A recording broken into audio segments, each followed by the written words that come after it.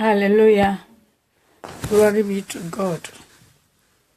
Penyamitun for ya da wase ene dan so Yesu Kristo din ma. Awurade me yi wa ye ekanfo na me hye wani monyam bebre. Uyi nyame a wosun, uyi nyame a wokon tumi nyine wurane ho. Ayeye ne ani monyam kese ye ntuntun kanfo nyina ye wodia. Ewo Yesu Kristo din mo. Onyame kronkron wa ba wa me wo wanim. Awurade nyame tene bia. Ne ma dumara kwa mimpa ye ne se Awurade ena nwumre so fa me kasa fa me ye wadwuma se ne Awurade wo pe ewo Yesu Kristo din mo me da wase Awurade tumi biara be sore tia nwumre wasem no edumi no wo Yesu mojamu etiefo nyina hye wonsa wa wotumi ade nyina ye ne monyam ye wodia Jesus din mo ene mabompa ye onyame hu kronkron tena wadwum se de da wo ye no ene ye agi woni monyam ewo Yesu Kristo din mo amen. Oyodi mafo mami Waya woka mafonso mami Ewradie Jesus Oyodi mafo mami Hallelujah Jesus oh oyodi mafo mami Oyodi mafu mami, odi mafu Yesu ye, oyoka mafu so mami Ewradie. Jesus, oyodi mafu mami. Hallelujah, Jesus, oh oyodi mafu mami. Se bibri wasidachia enka yewo na medi bema wo unkuto na wo se aye o se bibi wasidachia enka yewo nkwa na medi bema wo unkuto na wo se aye unkuto na wo se aye unkuto na usana si se bibi wasidachia enke ya unkwa na midibe maho unkuto na usana o se bibi wasidachia enke ya unkwa na midibe maho unkuto na ose ayeyi unkuto na ose ayeyi unkuto na ose nasi se bibi wasidachia enke ye unkwa na midibe ma unkuto na ose ayeyi o se bibi wasidachia enka ya unkwa na midibe ma unkuto na ose ayeyi unkuto na ose ayeyi unkuto na ose nasi se bibi wasidachia enka ya unkwa na midibe ma wahine unkuto na ose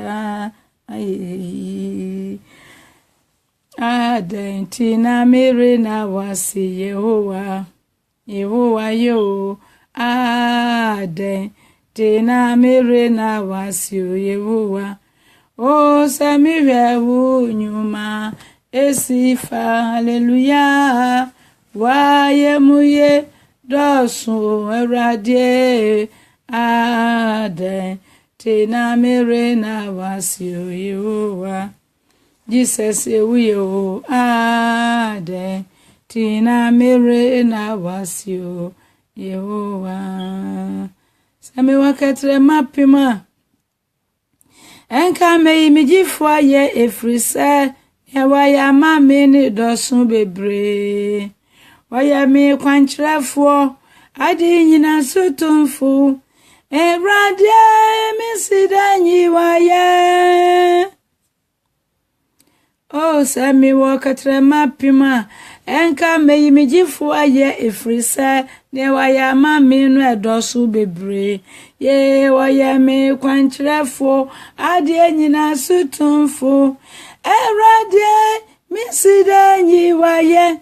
Oh, adie nyina sutumfo, da titi kwanchirefo no. Me kwanchirefo pa, ni mi di mafo asida. Nya ye nyu na mi di bema wo. Erade miside nyi waye. Oh, adi nyina sutumfo, da tete boafu pa. Mi kwanjira fupa, ni mi di mafo asida. Nya ye nyu na mi di bema wo. Erade miside nyi waye. Se mi wo ketre mapima. Enka me mijifu na ye efrise ne waya mami no adosu bebre. Ye waya mi kwanchirefo adie nyina sutumfo. Erade misida nyi waye. Oh, adi nyina sutumfo da tete boafu pa. Mi kwanchirefo pa ni mi di mafo asida. Ni aye nyu na mi di bema wo. Erade misida nyi waye. Oh, adi nyina sutumfo da tete boafu e. Mi kwanjira pa ni mi di mafo asida. Ni aye nyu na mi di bema wo. Erade misida minyi waye. Minianom onyame de wozie yi na ye da ne kanfo ne da. Said the radi ye dawson. Okoso boy and coco. Onyame koso boy and coco. Was a near marketing kitty beer yam fana semono. And no, and what the baba tem woman. Minuanum, sign and a yehuno. Sign and a ya canfa. When we are bow, when we are barren ma. We are we Christo ni holiness. A believer. Okronkron ni awoso wagye Yesu Kristo adi kronkron ni ahotie ene nukurodie mu no wabra bone sen brother Same nyamisha se wo she nyamisha samorjaw nyamisha wo pa koso na she wai sa na rade peyen wo ma ya kan e kan wo ma wo mo so pass kono ye nyina ya katua ba kope wo bi nche wo bi mo ma nenye se mo be she video so eba no wutie na hunu sa ya sempa hwa na wa ye nyesa na nsesem bia na mama Lucy betina ha no to a na mode kwa na obi eya ya na mode no hwe study ni pa na wo pass ne nyema sa ebe bua fufura na hallelujah nyame nshira anonti no onyame a woye nyame nyema kese a woye okoso etu yefo se enema kitinkiti bia ye de anim se it doesn't matter but it matters to him. It doesn't matter no na ekuye no we de anya hwe na se we de me twama wa mu na me yese ya anya hwe eyere me de makam se da bia no de meboso de awrade afrem se me meka no Awrade ka kyerem se me meka no kore no enche me nuanom ma me nuanom merema ekwan ye fa so a ye hu no ama Yesu wo su se ntuni wo no wabewu kwa wobewu sa ye moye ho adagya ana wobewu sa ye nkatakata ye ho Yesu Kristo su Yesu su arente ma Yesu su sa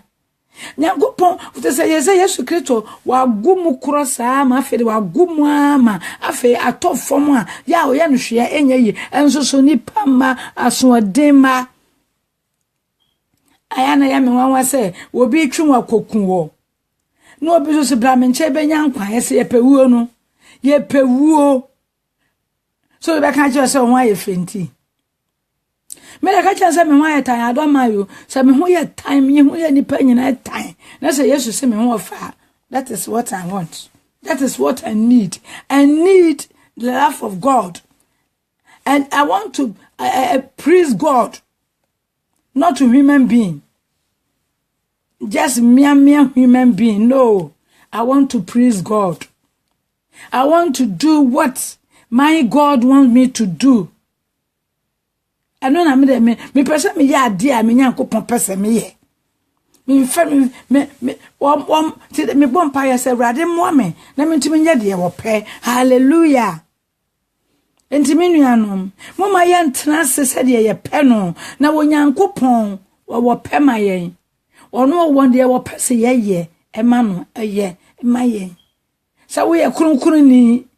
wo ti nyame asafo kronkron ye mu. Na usuban umpenipa eno de yebeka da this na onyankopon de yakọ Ephesians chapter 4 wose asafo no enkwa ene baako ye etire da so no the unity of the body of Christ etire da so no Anonti minu mum yensua Kristo de mum yensua Kristo mumma Kristo Yesu adwene tra ye mu bi Ephesians chapter 2 verse 5 or say Philippians chapter 2 verse 5 no mumma Kristo Yesu adwene entra ye mu bi ara na ye de anu ka se ye Kristofo na ye adwene ne akoma atwe ko chichi na no ye ka Roman form man was saying ya adwene ne ye de kan se ye Kristofo nanso ye nipadua ne nchen ne ya meka no wodi phone no ye adwuma no a bawe no obi afra besim ha adwene anu nti no meka te no so ya no asan afre nanso memfi no meka te no sa anu nti menuano ba akoye wo Kristo Yesu mu ba akoye ene Awurade hwehwe yan na Kristo mu ba akoye no ene ya appearance ni nyina agina faako wotimi nkasa wo ye Kristo mu yonko Jumayeni na wonyi wo mwo wo bra sade wo pe da bi da enti adodo ya ho a na wo se ye bibia enoma wo mtakra se no anu omutubom enti die holiness for eye no be ye Kristoni holiness Christian ya e wo se tubanya ye wo mu no anu amu na wo so wo die ye no ni nya die Kristo de maye no anu na wo se ye enura aye nanu kwasi ada revelation abawa Philippa Awurade di na famu no ade nsam a woka no ehu ye ade na nipa nya da agitra TV ho wo so ye Kristo yonko Jumayeni ubanya kwa atena TV ho adia Kristo ni wotumi eye ene se wo sore no akọ adwuma ba na wabedi die no adware na akọ baabro ho na wusua baabro na wo mpa ye wani kuma no ada wunya ne ya na wo ho ya adwuma no ye akọ adwuma ye ba ye bedidi ni afa ye baabro ni agbo mpa ye ni ada ni ada nyane a ni asan ato aso ya adwuma no TV die enye ya adwuma kwatra TV ho na ya sha oni adaje kura se wo bo woni pa ba kupe bi dini kura abompa ya man just 1 minute e kan pese mampo minuanom Kristofo ni da bida entisa enti anuanom mesramo holiness fo na de me wamoso holiness fo no amunta de sese fom kan no a moye mo honi amanu a musuban ya mo de sese ntokuntokro mu no enya no enne ye da na di na wo Yesu di mu ya kale stake fo no ache ya kan make as fo no ache enne ye ba mu ankasa muso suban bi wo holiness fo no mu a kronkron ye anamontuofo no mu a wo ma ye ayi ore se ye kan se kamo frya na said wo mo de ayi kantan cross bi akanta mo se wo ya kronkron na inside them no dia pataku roof na no fi so mo da obi na Yesu Kristo da bia o kana de Yesu Kristo kanya o kama ye ya ne ayese ye Kristo asomfo no kronkron ya na montuo no ye tuo no ya na Awurade kasa kire ye ni onua ba onua bare ma wo kronkron ya na montuemu ma wadwene mu na ho ma wakoma mu nya fan na nanti Kristo mu yie enti sa obeka Joseph frimi so odo ano fafa na eka wakoma de woni paduane na sinche ekura ya hwe bibi ayade Awurade de maye ewo Ephesians chapter 4 verse 1 ekuro no na ya hwe ya monitor tawsesi ya ne hunu wase enti afei me Awurade de duani metumofo se mona se dia mona nti se dia efata fra wode aframo no se Yesu Kristo ye kronkron de a ene wo so ye kronkron enu nti na mofra mo ho kronkronfo no kronkron ya ne de ai batu ho afri wiase ne ma bi mu enye se akwakoye ayi Peter emra okwa amana memfo no amana memfo no tenase didi oba adwufo mu no na hwanda ayese ase wosura wo mu nti afi no wo na Paul se eh ede na wuye ede be na wuye ne Paul kan anim sana na kronkronfo no amotie sana wo amotie wo mkodru wo mkrofo mu dia ane na se ye nyina ntakra senti ane nkotonkoto ne pardon ne please manente ne ho no nkodru baabi ne kotu sɛ de wo si kasa kire wo bie wo se na nya baba we na so ye holiness oye one wo ma sɔre ndi wo ma ne akronkronfo yi wana abehunu so ban bia nipa bi yi na di ewo baabi utia na wo hunu a na abehunu se nipa bi e de dada ye ho na wo yansa wo de dada wo nyame wo dada nyame de wonim kukuwa mu baabi ametie ya me ka kronkron ya asemi me dem hayi se me ye biribi wo dem hayi a enso nyame ani a nyame wonim wa wo ti baabi bia wo na enso nyame wonim na esa me deceive me ho na me deceive mu am abontre ho timi ne mama wani na ho na it doesn't matter no edosum everything matters to Jesus Christ in his name no bibia matter to him hallelujah enti anante fra wa fata fra wode afra ya no Paul wo tu yefo ewo Yesu Kristo din mu se yanante sadie efata fra Awurade afra ya no enante na bi ne dia hene wo se ahobrase adwene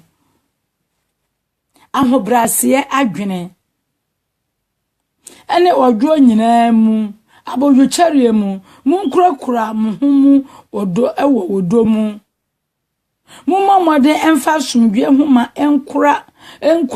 honhom ba akoyemu so ate ase wodo homa enkura kura mohom ho o se abojo charie mu munkurakura mohom odo mu mumamode emfa sumdwe homa enkura honhom ba akoyemu enti do ye ho holiness fo do ye ho minuanom ebin manya wa mo holiness ye wo mu ebin manya wa mo ho apesu se tam eno obi so ho kire no enso ye mfa no subano ne ade wonu ho anu anu asade aba ti sase be ya ayi ahwehwanimu nyamesom ahwehwanimu kronkron ye ena binom ye ena Awurade se asama wadi mamini efra no pa mebusa Awurade sa Awurade me de onu se mini na wa me bi so amenko ti na me dae mi danya ne ye nyina Awurade nkasai sesi ya na Awurade akasa me ho ade asem ya mame yes Awurade uni mo ma da bia e ka wi asefo no ye gu ho asore da mo ho ani aye twa hahan ma wo mo wie wo mo ti sumu esane ya ma edi adrodra ye ho nti na ya ne ayese ye mfa hwe nwa ye ho no a na ya be ye Kristo Yesu asafo no Kristo asafo no ede na ye hallelujah sister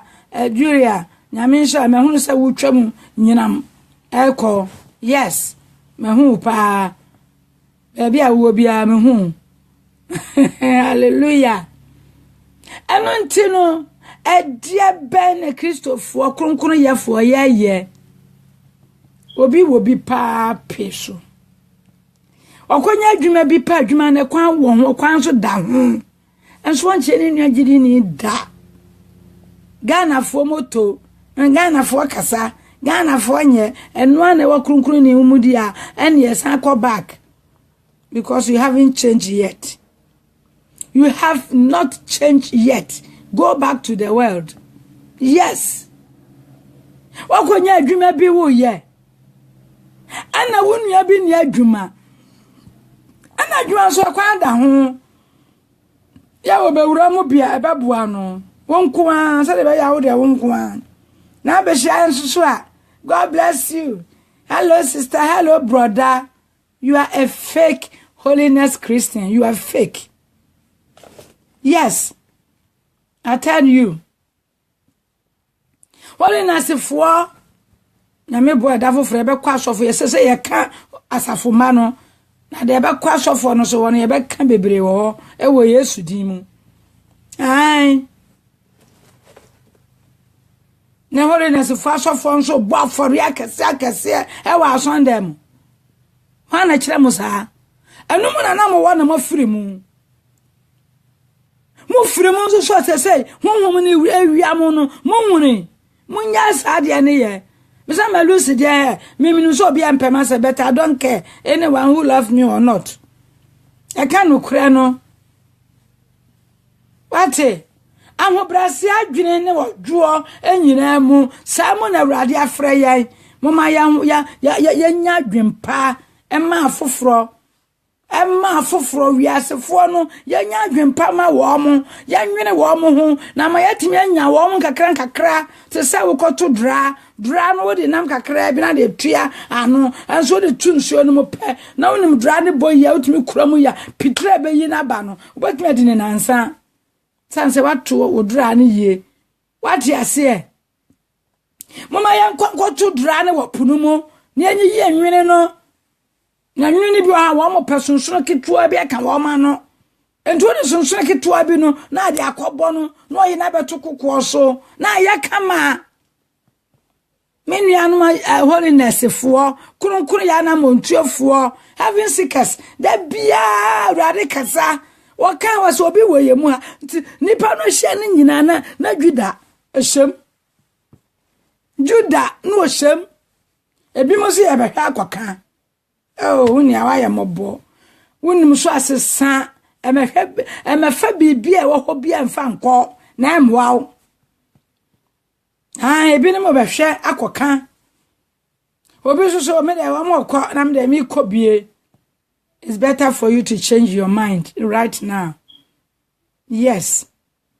Entino ahobrase adwene before say obewura ho no ma wadwene nyina nkofom before say ansana obagiki atum say dabi baby amete no wonye to wose me kwa ha no no osesa wadwene dada watimi wadwene dada ansana watu sama anamono. Unless you move,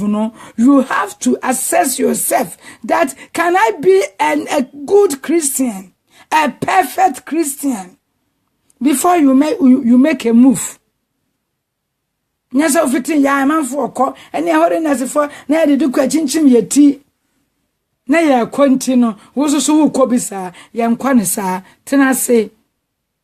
na fi hwo ho twashi ase enti me kwa me ko ne sen me kone mebi basuma sansa machi ana David ami wura mu wi am nsa machi bia mu de awrade boa me na mentime nko gina mu mentime nyina mu na I determine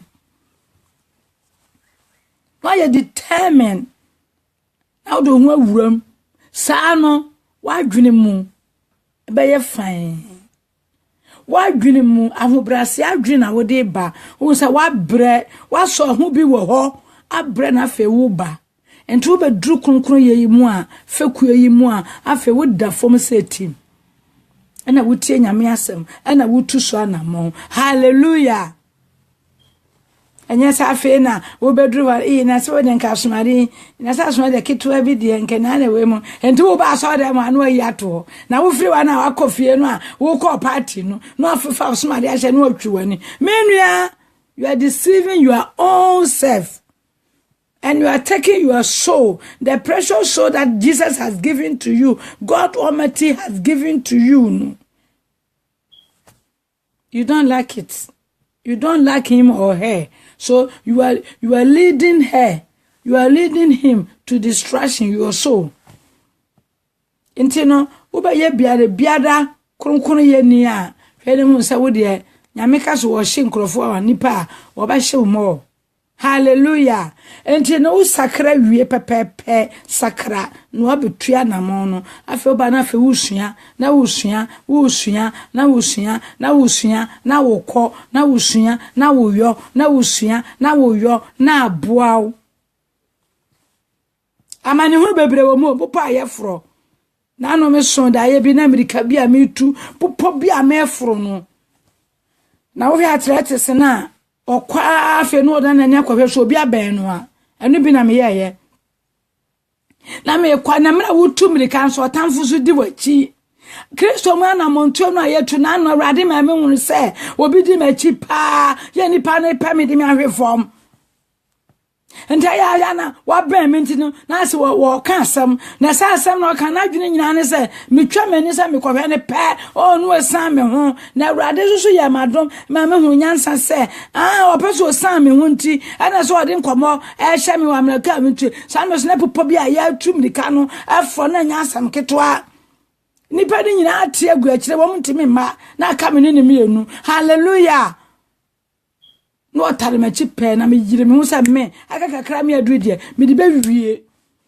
And son, I met brother Samokan, not just a man who said, my drew baby, and woman, Yadia Sano, to me, you home, I will yes to demo, na me two Americano, na couldn't me dear, I made the officer, man who said, was Sam home, and I'm any tea. Minianum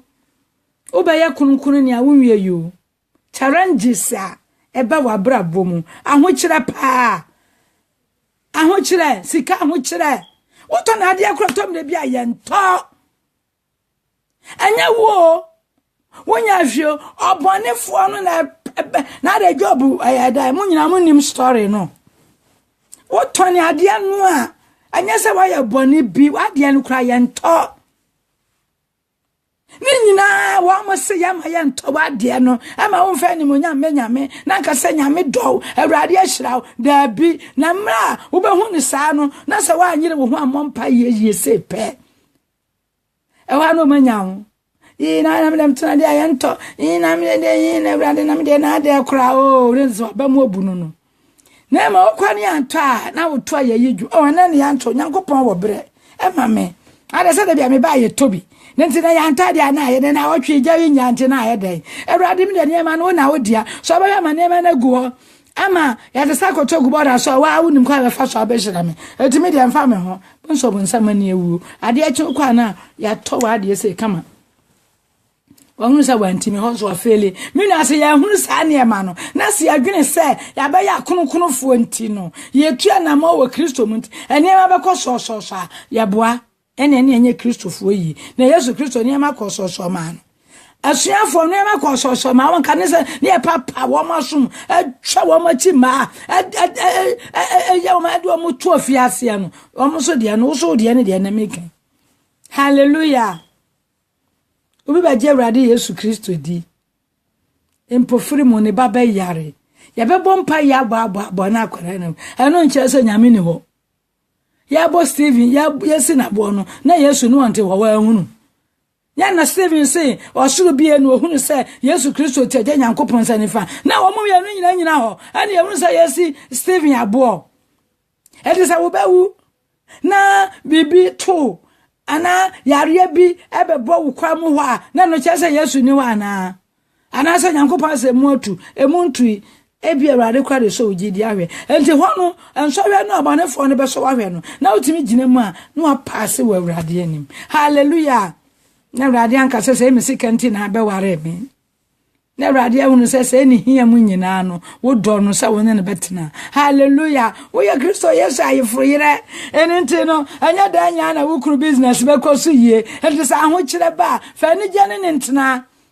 se ye die ni ba ayi war se Job ka cha ne yire se oba dwodwontie ade adade ba ye de ne ne wanu se wo chimunini de ya ba ye de wo se mimi pa me Nyankopon na menya dan firi me so kwa no hwa na me de amenwene me ho wo de nyansa bia ne utim so ho Job be ya yefro yire e ma onyankopon se de de ba ya no nyame anije de anwene so ba na ne je se obetenam na mpawrade so yi ne firi mu hallelujah minian mo me fa sansem se bi se wo ta read Bible wo ta kwotwe kunkun no mu a ebre bia ho brase adwene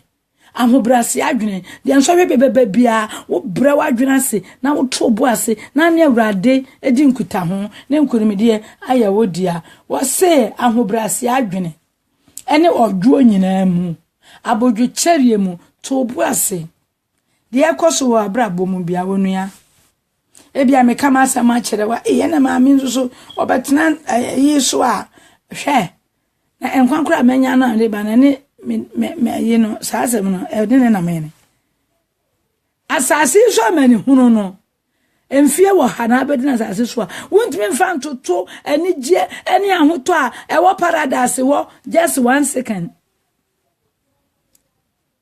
just 1 second just 1 second kurano wo de transase so emfie duotwe emfie wo ha hunamania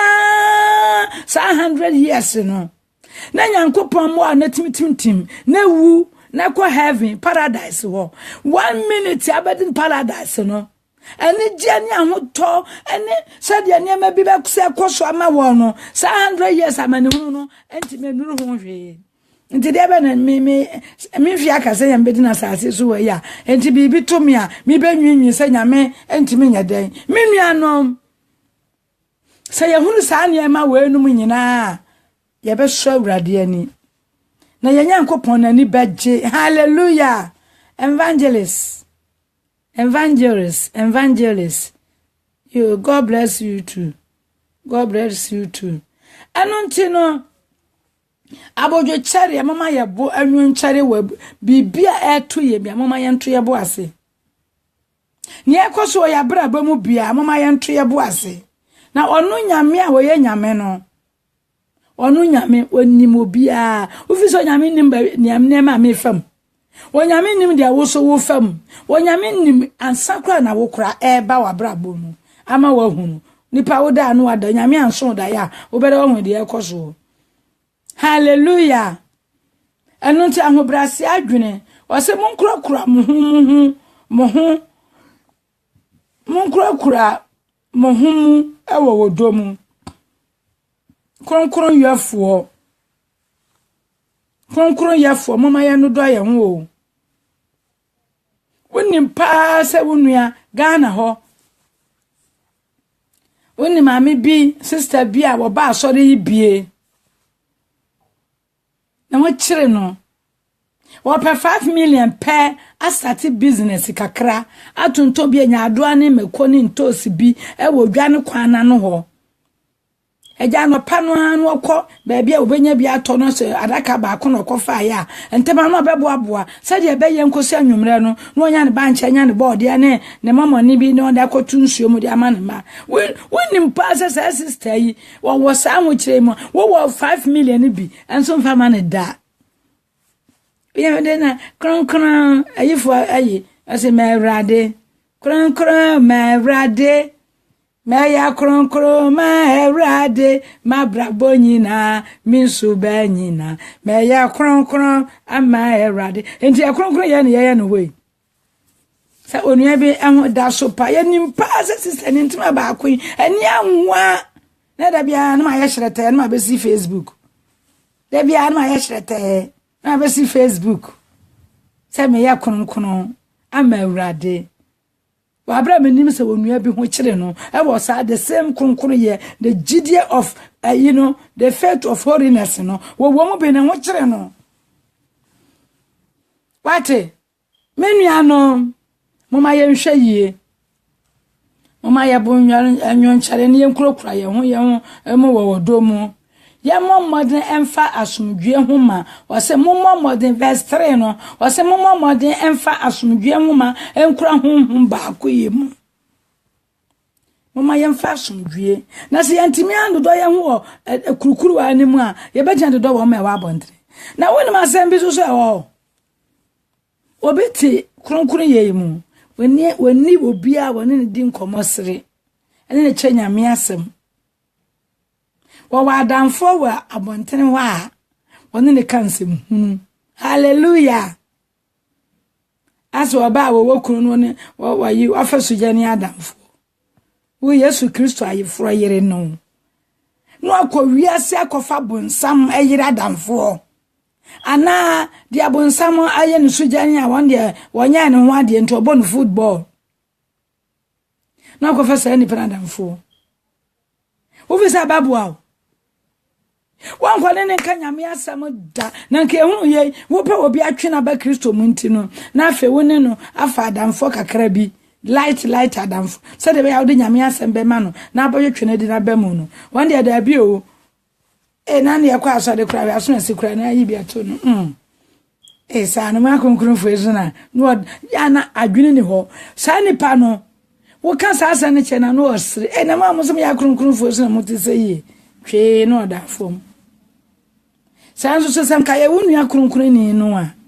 minu ya din yo de ze konkron ye ebinim de won kwa baka so won de mfa won kura na ze say asam na wo ka no wo san di ya woni mu say adan ya say ya kronkron fo gidifo na so bia suban bi say e wo yemu ye binom mo say wonya werho wonya tenka bi woni mu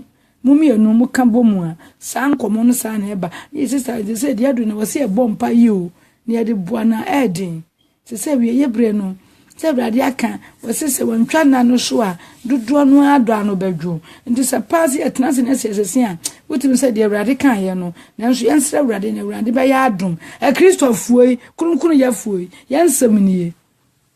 edi da bi hallelujah emfasum dwe homa ayadan emfasum dwe homa enkura honhom ba akonyemu mama yenya asomdwie ma ye hu na awrade ani nye mama awrade ani nye kakra menua no mama awrade ani nye ye nyina me ne mo ye nyina ye ma awrade ani nye ewo Yesu Kristo din mo na awrade ani ji a ebeboa ye nyina yo nchichemu enan no nipadua ba akone honhom ba akon so ba ye Kristo Yesu ni Kristo Yesu abawa na koa wo wa ye mema ye obi so aye ye nyina ye ba Kristo mu ye one body enti sa adwene no na awurade pese yenya ewo yetirim enti sa wo ya ba ma wo asafo no mu wo wa yere o wo nua bi yere aya wo so wo yere wonu be yire aya wonu aba wonu be ma aya wo ma endi sa wo dwene utua school fees no na nyame ya ado na sa wa hode na cheke wonu ya no na wonu sa school fees no de ne ma no a ento fa ba ko na utua ma no once a while na utua ba ko school fees kura ma no a emu ano ana bronya si na wo tontare sa de we ye mom de ana bronya no ye mfa anya asem na nso meka ne saa na wo tontare ama wo mai wo to wi otim so wa ho odin no e gina ho wo beti ne nti akora ba akona tare ne boy sen enti na de bua no a na aye den we de bia wo de na wo ma de ye ntare sisi fom se twa holiness children ne yakọ ye hu kama na yonku batuso ofitina wa wo hwe na wo se nye enkoyie enso no umfi wo ya kurunkurani wo sika re yare sika no a wonya aya no a wodi sepa wo hu no ya wo nu ahoche no sika na ya wodi a ewrade pebusa wo se ba ya kunta mame ba ya kunta sika ndi ma wodi ye so wodi bo wo nkwa wo hu bra o bisa se nto hu se ne we wo mi discard ma sa no mi enu nche na sepe wonkwa no wada so ti na ABC mo nyame bebusa ho asem hallelujah enam se mo hore na sefo no so omo ya wonye ye wo hore na simu kronkron ya na montuefo nanso ko into it ya into details ya utimu no say won she da woni holy mu say holy mu a na so we heaven seekers are your tamfo na yenya anya kronkron ya ba ko pɛ no a woni di paradise man dey so your tamfo eno so ani ga wo enter fellowship mu na so obi ewo holiness revival movement mu a say dey in edini no kwa me hu no boda holy mo emu a na so obi wo heaven seekers mu a ensunsun ye be ne wo mu ensunsun ye be ne wo ma afa mo ya ma na yese asem papa mu wo mu eni pa no ni hia we holy mo twa na yi holy mo na ka say no me enter esa no atwe anwono fede ni paye fede ni paye mo fede ni paye itiye se mi obi a enka pastor ayi don han ewo Accra kada bi me man ni sika se won fan support na sori aso na say the kingdom vision of God was there ti we me transfer me ka say ya Juria obetwam eko ordinance ayi no bibi na woso na mode twitwam nyina no obetwam ko otie me pa ati ase oye holiness kronkron ya na montuo no wo masafo no e wa Accra kronkron ya kingdom vision of God was there minimum so ni dini e wa Accra me na so ni bi me nwura ho bi enso so no ya dwene ya honhom eye baako timna bi a meko Facebook bia obetwam ho me so meko Facebook no mo ya worship a me tena so etie saa me de ana ya se ya nya no minim ye o timna afa na bepo bia ma na kire me nka me so me pass bi saa da bia mrantie ma ba ya mo nkire me hallelujah ano ni wonu ado no ano ne ayonkofa Yesu Kristo epe ewo ne magidifo kronkronfo yi eho hallelujah ni pedua baako ne honhom baako se ne wafra mo nso mo frɛ ani da so baako mu yenye ni da so se Yesu Kristo ye twan so me fa ye na fe de ne papa mu yi holy mo e de ne papa mu yi entam holiness e de ne papa mu yi heaven seekers e de ne papa mu yi e de be ansore bebre wo ho edi ane empapa mu no esa na bunsam anya kwa no wawuram ayesa na bunsam anya kwa no wawuram antelenda nyame nhyiraw enti se ya wo kronkron ya emu ya mama ya adwene nyina entimu up se obiara wo ye kronkron ni biara no ya ne nyina ya baako wo Kristo Yesu ni padue mu na afa ya se akwa abontre wo ne akofa wo mamungu ban na chi no asa do ma bewuram na aboaye na mo amutimi nkwa muntumi nya ya obeda na otina akofa wo bi aba minu anom si anhwe ya Yesu twa betwa ya ma no ene nka ya mesom bi kura nka ye na abesom no anso ne yi a ha obedi udwuma hallelujah tini pedua baako honhom baako sɛdeɛ wafrɛ mo nso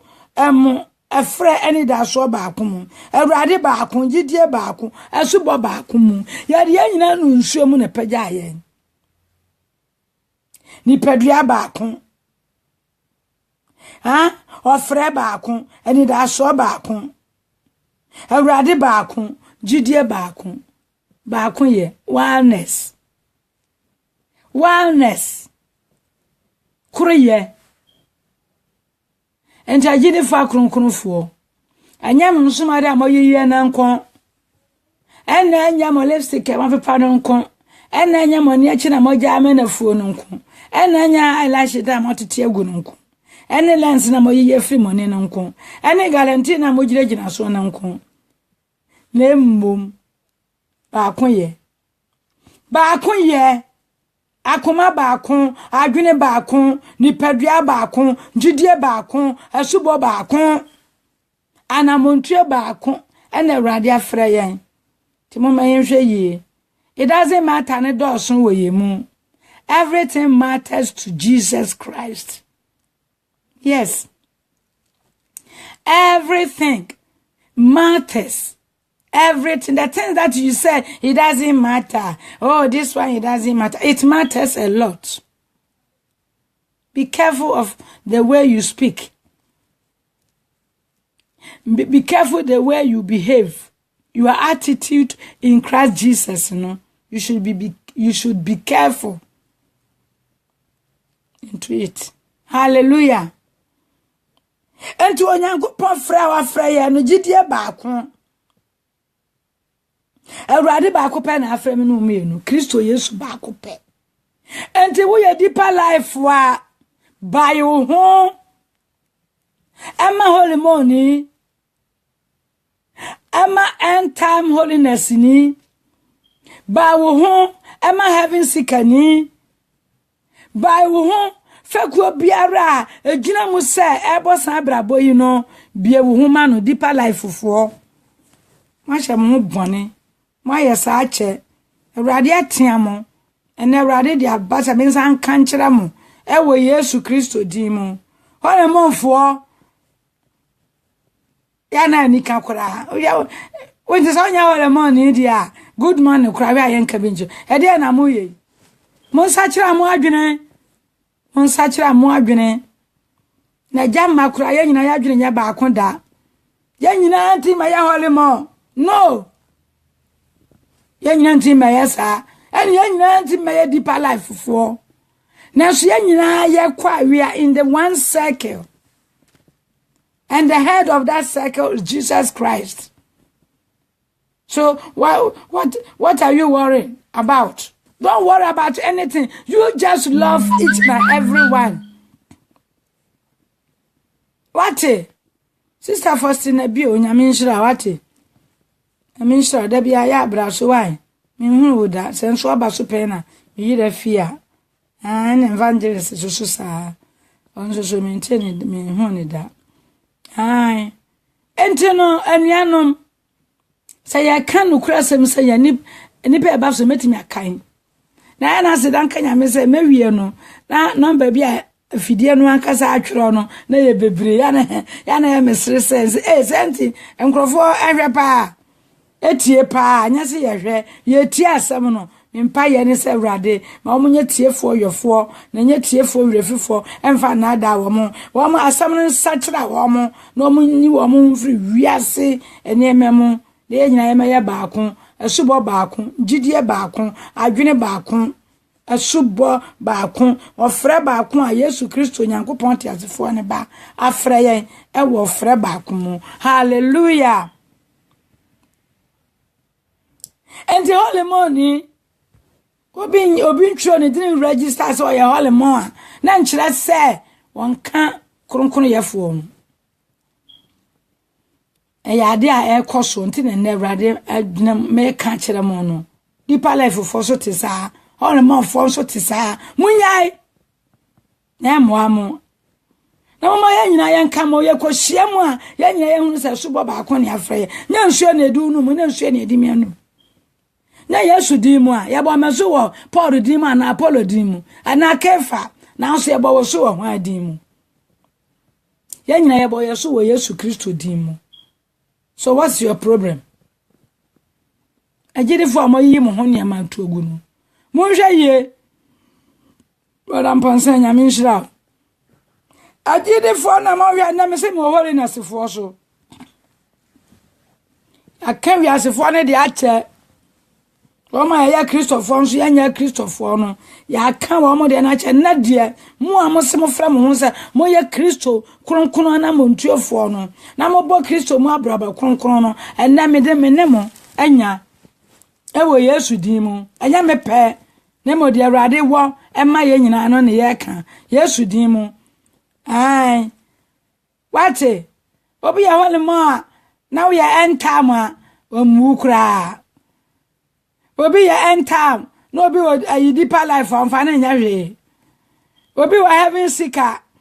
na wo a year hone ma onwene wo ho da bi moma ye nyai Sasa suba bi wo ye mu amuma ye nyemu ne ene Awurade de abraye Awurade se niama nkitinkiti bi ayemu onu enu no obegina so de boye yate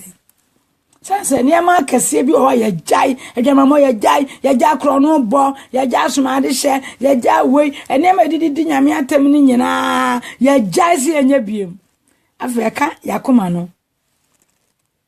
akoma no yedime ye adwamamo na firim yetime ye pesame nkumnya na firim yetime yi akayo no afirim nanso aka niema bi enketinketi niema bi nketinketi ni bi na America no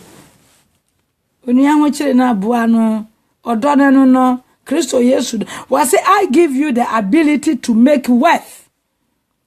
And then say wo nya adwuma nya ahoden de ye adwuma na se obi ahoden ni nuru saa adwuma na wo koye nya wo ahoden a wo sori ye no wantimi anante anka abetumi akọ Awurade na de saa ahoden na ma wo kra na otu mu no emoja na edu mu afurusa no eye Awurade is the Lord who has ordained you in that way, who has empowered you to go to work every day and every night without worry. So if you get at the end of the month, at the end of the month, and you have your salary, it's not for only you.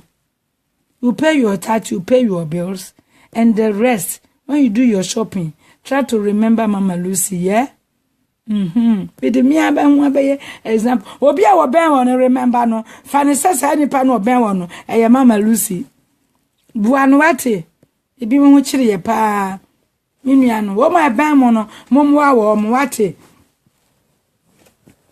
do nyame asem a wo de ma ye ne no no kronkronfo no momma ye nhwe frɛ no a wa frɛ ye no wase metumufo se monna ase wase metumufo se monante sade efata fra wode aframu ahobrase adwene wati ase ene odwo nyina mu aboyo chare mu munkrokura mu hu wodomu mumma mmode emfa somdwe homa enkura honhom ba akumu hallelujah miniano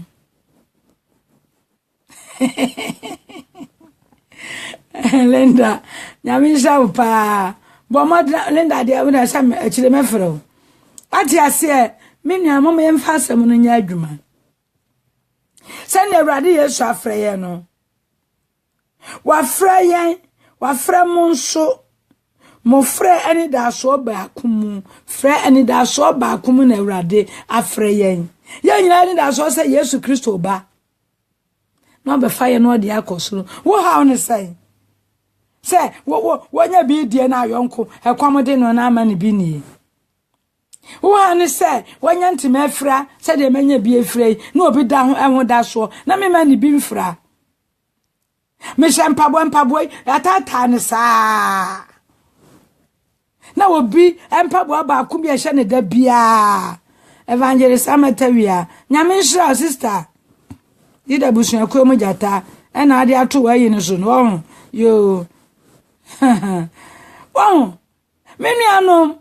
mama ya nwina foforo ho enipa bebemben ya wiase nyina ba bia obi ben wo pa wo kuonum wo fa kuonum a ya na ho kire no mama ya mfa mmira ya so ase ne ntietie ne nhwe ba bia wo hawo ne ntimi nsoavo na suafo ne de omokoton omajapade nyina ade begu ayi wo se Peter na ase omochempa pepe enantini saa ena ya ankra dwumadie and no is today no is individuals works ya ankra individual works ente wono wo ya wo de wo baabi kokoa bi mu obi anim Awurade nanim ente do obi ya ne de wo baabi nya sa asofo nko na wasa ye hira wo mo enti asofo no trima ya wo mo da na wo mo sisi mo no muhune da bi asofo no taking asofo no take na o mo da mo ntimi give ye hu ye take and give wo take ni ha na ko give wa ha we dey asofo we mu no mo asam kra ne make na de make holiness fo amen enti no holiness fo asofo mo nsua wo mo afore bono wa bona Sunday mu abo no na nipa bia wotumi tua sika kese ni afere begyan ni abompa ye man how to say the only be about Sunday mo de one day we no blessing huh it's shame to us. You should stop that. You shouldn't learn them. Mushia wa monanya. Any pano boni sika nyame be kana kuma. Ama na de abetu covet numu, ade abetumu. Ama nyame nyankopon nim se na dwuma. Wo hia sika so de be ye. Wo nipa bi ma osiesie wo mo. Owrade no be kan wo mo akoma. Osofo yire mo bompa ye. Di ma wasafo ma. Na owrade be bia owrade nim de wo se wunya na de buasafo no awurade bekeka wo ma akoma no mo de aba hallelujah na yase ayi ni a fresh off be free baby na oba bompa ya kese 1,000 euro unko no mpa ye 800 nko 700 nko ayi 600 500 nko akwa na kofa nkodu 150 dia no mpa ye what 150 baje nyame nhira ni achia wo nsem kotena se na wa kotena se na wa dwene mu entu fi se sa ho na wo koye no entu anya nhira Yesu bada no nka wo hyewo Yesu bada no a obi agina Facebook kwa preach sa ni mire mo awo no atamsika koma wo yonko be makatachie ya wo gina so abotai ya ne mpaboa anu aye tenten fia aso God wonu so no ye dynamic hallelujah yes na ya ton nyankopon asem ya ne ya ton nyame asem no se je nyankopon ne ni da so na nkeka nipa de anke aye mobo na so awrade koso ade hira ye awrade koso ade ma ye nyansa nimdie entiase e wona asem no eno so ne de ko heaven no wo se wo hunu masem ba ya ode hye na ba ya ade hye ampa enti ye ne a mumu ye no se yetimi nante abrabo ne mu yi a ye kono no yaritio nyame ma yaritio Kristo ma yaritu wo bere na watu se wuni ntaba ya yaritio nyame ma yaritio Kristo ma yaritu wo bere na watu senka mi wo Facebook se nka mi hia me ba Esther nka nwumi wo de fifo ya na me panwum so me nim nwum to e me ne so kra nya de na so me ne we e de wo heaven hallelujah me voice we e do heaven wa yai ewo kura ni ho ati ase da brade ase brade ama menan a meni a me de kasa se meni a change mom sansa me kasa mo nti do na se me bo wa na ma me voice na asasa na nso bi asa na brade pesa me fan kasa fan kana se nti me da nyame asesa hallelujah obi da hospital wo peso wo kan se mo nti me nkan ne nsa so ni nsa kura wonti mpaja na odi atworo ti me de nyame a kira me wo kira wo bia amen yo endi area wase awrade baako gidie baako asubo baako enya Kristo Yesu na agi ni diye ana uji Paul ne diye ana uji Kefa ne diye ana uji Apollo ne diye ana uji Peter ne diye ntina akobo asu tu bo asu she ho adum Andrew sumu Timothy mu ana se hwanya na se yebo mesu wo Yesu din mu na so yebo wo so wo Yesu din mu menu mienu ma na sene ne yonko mama ya no do ye ho gidie baako mu ena ofre baako ena ya frɛ ye mama ya bibia nya baako na wiase nhunu no mu nwane mara ye nkrofo mu wodo ahenefo ase woni nasefo no fe edene na wo mo so kwawo mom ye nkwadwan wo mo no mo ya hunu se wo mo wa hotomu ya hunu se wo mo wa hotomu ni nkwadwan wo mo woni na se awoba mo nyame bia woni se kwaya ayi restitution na uya wo bia no ya restitution nu ho da awarefo no wonya ka ne bone ne kire be ma ne se pa be ma ne ti hodin no so bo se nyankopon refer no nyame refer no so ka se we ye afi ya na ni ma sesa o so enya hwe we de enya hwe enti da ono so obedi ate ne ho ase wo se ene maame me so me de enu na mintimi nka na mo ntimo ba bi mo ma wo bi abetena mo asem mo abedi mo atsam no ade kwa na sa so se yire na sa o ware ni nya na sa wo twempra ena na ayre ono nim de so no na say oba no say suban bia wono ne na say da bi ogina so da mo cartons bebrebe na say oto say kro no abo ne kuri na no ne kunu nya ntokwa me na mkodi wa masam ensem opiapia mu menu aso ani obi akosiesie obi awaresem hwe de odi akogina ukoye restitution is just a cool thing cool unu kunu mienu unu yiri mienu ore nya nua ba ase na nya maame asem na nya my cousin and my godfather and my godfriend and my god hwan there be that between you and your wife, your husband, and the Holy Spirit is there in charge, so everything comes to cool. Hallelujah. Mfa mo Yesu na mo betomo na ne ma wura mo wo mo na ma munya baabi ho memfa no entutu empane no entutu empane hye nipa mo wo yai ye hu baabi ade fa so atiaso dem o. Hallelujah. Ene kronkronfo no sa empane ye no mo be wura mo no mo ye restitution etutu ko eti mo fa wodo entena se e wo Kristo Yesu mu ta mo no yesen akada bre me 4 minutes bi. What you say? Maybe also nyamishra and ka we are late. So 5:46 yeah. Anontino when we are ba when we are berma. When nyame asema wode ma ye nie. Mama ye no do ye ho. E wo fra wa fra ye no. Ene da so ba ye nyina ni da so say Yesu be fa yakọ paradise. We all have hope that Jesus Christ is coming. The second coming of Christ, we are waiting for Jesus to come and take us to paradise in rapture. Oba rapture ya oba hwimu yen. Odi yakọ. Enti sani da so na ye nyina ye wo. Enti wo wo sani da so emi so wo sani da so na afa ya ha woni say. Hallelujah. Enti menua no. Mama yemfa ba akon ye, emfa ntena se. Yentra Yesu Kristo anim da biara ewo jidie baako wo frɛ baako afrɛ ye no jidie baako esubo baako ye nyina Nyankopɔn ne agya baako a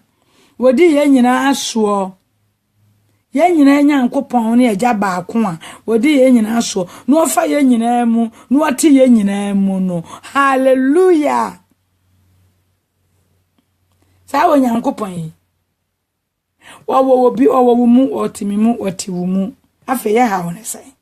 arente ne ya adwene no ene na mchenchen wo se ye ma Kristo Yesu adwene entena ye mu ti se Nyankopɔn ho mu tie mu Yesu Kristo tie mu ne ye gya baako pa ne Nyankopɔn baako ya wo ye bribia wo ye nyina mu baako a na ya adwene nya baako ye bibia nya baako onua ba onua berema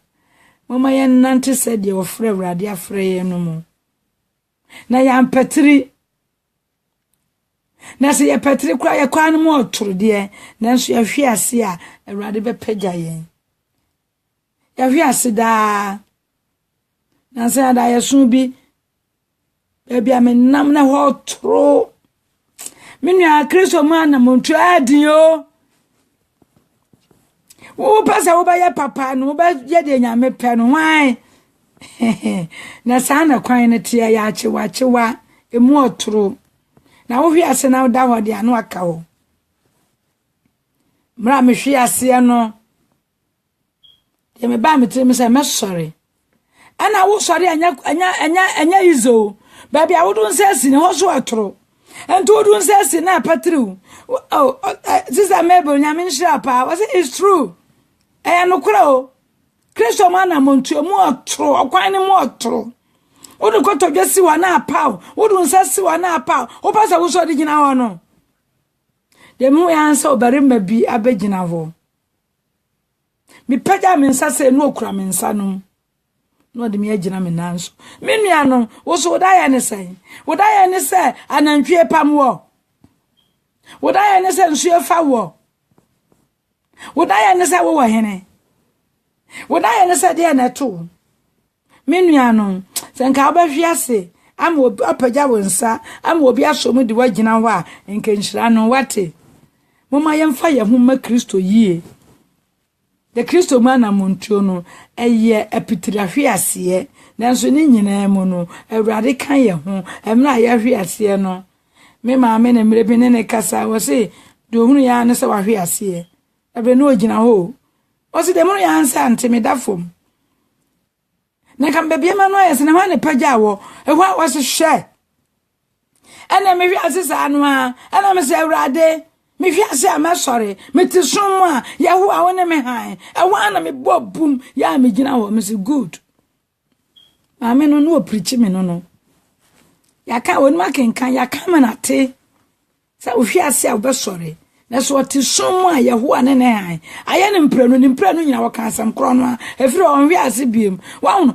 abrewa bi te sa no so na hwe wo no kasa amne ko dadam na wo hunu nyame asem wo agina so e ka ya no no asori won wo agina won won grapon ze on na ma won grapon ma ni ka so se yemi kotoje mi so kotoje na me kram so mi kotoje yemi ya na wo abre wa te so kotoje ya na ayede wati ase enti menuanom se ya wasa adum yi mu a mama yemvoavoa ye ho wo Kristo mu na ye no dodo ye ho e wani da so kese no a ye twen no ye no do ye ho obi ho chine na wonim no aboa no wate emfa ho se waboa nkrofo ama ya du hwamo wudini e wo soro enwinwi wo ho kura entete wo ho kura koso ara ye na nya ha ana wo pe animonyam ne wo soro e twen and this ahwa soro dia ye betumi akoso aye papa sa ya hwa soro dia ye ofra no ya frɛ no ye betumi anantimu na mo se ya hwa soro na se ka se ya hwa fom dia ewiase ye wohoi hey ebedu hwamo menua to onua ba bi ho kire no a so ni mo wate de odi hye wonu no wa mu mienu mani bi onua ba ma bi ho kire no a de odi hye wonu no wa mu efa bi man so ye wiase ni wo kwa winsani pa obefa san akwan no so atwe no e de na ba tutu ni anyo na pe dukakra obedi ntia wo bi amani bi fa ne tenase tu ne fo wonsa china won kobiem sanse wo hunu se wo bi do no nipa wo do no ne mpese wo yesa ade ne de onya biem ba bia wo ya adwuma no sa wo tone niema enhwe ni so ban yansem so ban do ka sa wo hwe dia no wagina ekwa no wo na ye de ayin bi na wo pa hu nto ba kra bia na o sika kakra na ya gwata e ma ne hawo konkoto dwa no fa ne hye awrade nsa na ne body mpaye na ebo mpaye na one no tue nyame asem afebo nso osesa wanya wunua glory be to God. Mama yemfa ahobrase adwene ene nipa nyina entena yie kronkronfo ma ye kronkron ye no enura awrade anim hallelujah glory be to God. Enti menuano onyame ma onyame asema me fi se ne odi amaye ni metam no manhwe ni yie enti na me se aso 553 enonti no onyankopon asemini nyankopon ya adoma kronkronfo no mansem besan ba awrade makwan a ochina tam odi be maye be besan beto aso e wa ha ya ye bre no ko nti ebi mo pekwan akoya aduane ebi mo kwa nwumiri sori emiame ahodo no atiefo no am wo Facebook no obi awede ye wo ye ti wana wano de e ba me mpese meye ti ba bia na ye de aduro no ene onyame ye de na sida ma no se ye di nyankopan anamontuo isu ye tie ni nsam ise ya afa achade bebre wo ho a ewo mu a wode maye ti nyame ye aduma akina no ye beto aso e wo se ye kronkron ma awrade a na duma chade a wo de ma ne ma no ye be hunu ya pre ni ahwehwe hallelujah nenya sa wo kwa so da na no ye nua ba akon oya France ni what time do you start your program and US state time please so member you are listening to me from USA oh nyaminsha Je say me be prane ma peta am ankasa say de be ye be situ mu nyina na motimi etie bi da bia bia ne say na say 5 o'clock na dem me sha ase tom na bia moreover na ya na 12 o'clock awia 12 o'clock na ya na me taye ti wakan 12 no de na say yezu mumu le dia 5 hours ya na me say yem ho 7 o'clock bi so na wo kwa adwuma enti twira time a wo ye be situ na fabra na ba na se sutia na ya de ahye say de be ya wo betimi etie bia free USA nyame nhra pa sister nyame nhra ti nyame boa say de sister kan e bia obetwira ma mekire yi na me hweta ma be situ no na afa me de ahye wo betimi aye program ne ho ama na boa ye nyina ya Africa fo no UK fo yi de ya de eninamu ti ya de ba bia ye timi gina hallelujah nyame nhra wo susu wai nyame nhra amen. Enti samre ye besie trase abompa ye. Minim odadwene ne wo hawo. Ebia wo pesa kronkron ya na montu e wotu bie nanso wontumi. Enye wa Paul say papa me pesa me ye mentumi na mo de amempe no bone amempesa me ye no. Eno na me ye. O se ne na nya me na nya de otimi mu no a obeti ye mu no ogege yan.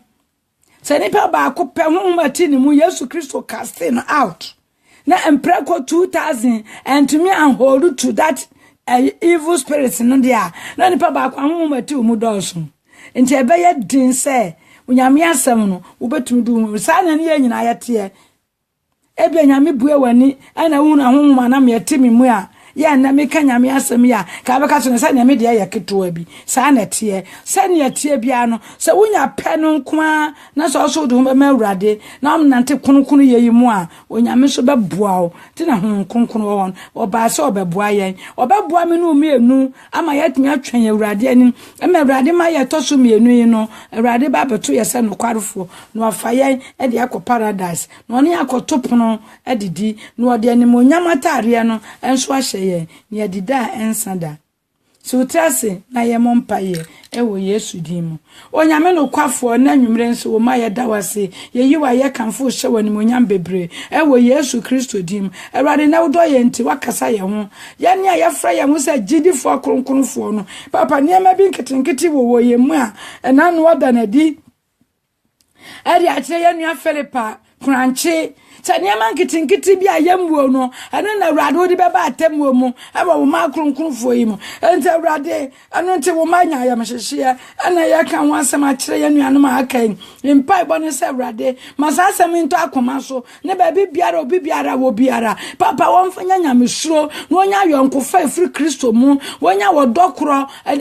anamontuo kro gidie kro anidaso kro ne ka ye ho na de wotosene no yetimi aso ni mu bia ni apaja na gina na nanso na ye nyina ye tua na mo no se de se Awurade anamontuo no kwan ni mu otoro de nanso se kura ye ho ma Awurade Yesu obeso ye mu na de ye twa epokokọ no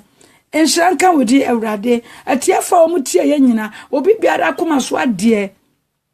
sa ni modi mo se nko betuma nya wo soro afre yi no Awurade mesrawo emna asem ya ba mo bibiara nsanka ne frɛ mo bibiara nsanka ne frɛ mo bibiara nsanka papa wo se nya wahenia no trene ne kanea de aka de ya kai no odwene ho de ya aware no odwene ho de ya abawo no odwene ho de ya hwan no odwene ho de ya de no odwene ho papa wo se hwehwe wahenia no trene ne kanea de aka ni nyina wo de beka ho mempai bo no se Awurade atiefa wo motie no papa enya ni ahonamani ahoto na mama ni ka hwehwe wo so ahenie no ene o tene no na afedi aka wo honam afam bia onyame odi beka ye ho ani monyanka ho Awurade mempa ye ne se ma asemi nkogu asase paso na mani ngu nkwanche ma no mansesa ensesa ene mani ngu abotanso na emfifiri na enhye na mani nkogu nkase mu na nkase so nchechire no na mani nkogu asase pamu na nso na ba oha ne ne mo ewo Yesu Kristo dimu anadwe anuanom a wo mo bekwa ye nkata so wo mo modi ka da anafe no mo koda wo mo efra dwuma ba no mo betie sa asem ya na de odi amaye ni bompa ye de wo nyina ekra ehye Yesu mogem Awurade bambo enso ye nyina so enema nyina wie nkunim de a wo made ani gie aba betie wasem da ne da na mra ye gusu ti asem na se Awurade wa pe ne bo a obefa ye nyina de yakọ edi da so ba ko a ewo ho ma ye nyina no ewo Yesu Kristo dim wa ba wa so nyama no na atie na nyanyansa na menim che obie na ya adom na ade adom me papa me da wase said nem so adom me no mama ho odi nyansa ne ta kire ma beri abeka nyansa sem a kire wo ma menim se awrade ne afri me mu bia ba hye manam de da foforo nso atimi abegina mu bia mo Yesu Kristo wudin mo na nyame honhom afa me e de me aye adwuma se de se Yesu Kristo wudin mo e na me bom paye me da wase mi shrao bi hye wudin kunkran ni monyam Jesus din mo e ne abom paye amen. Nyame nhyira mu nyina. Etiefo nyame nhyira mu nyina. Mo ma bye.